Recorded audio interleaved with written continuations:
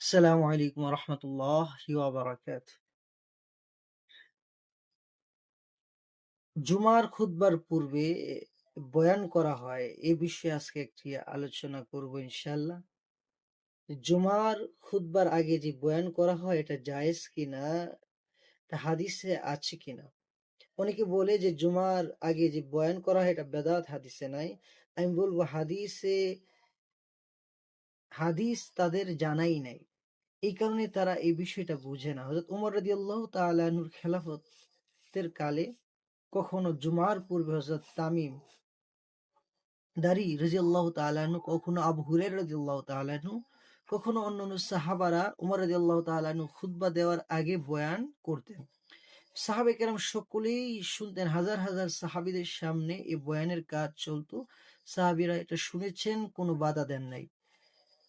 তো উমর রাদিয়াল্লাহু তাআলা আনহু খুতবা দিতেন।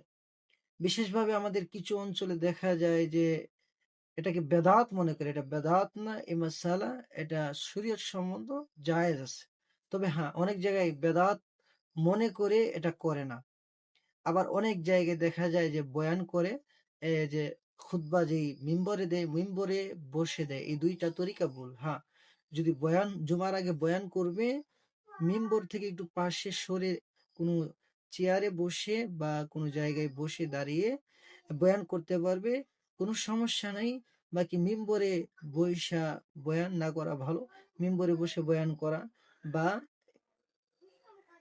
মিম্বরে বসে বয়ান করা বা এই যে একেবারে জুমার বয়ানকে বেদাত মনে করা, এটা সম্পূর্ণ ভুল।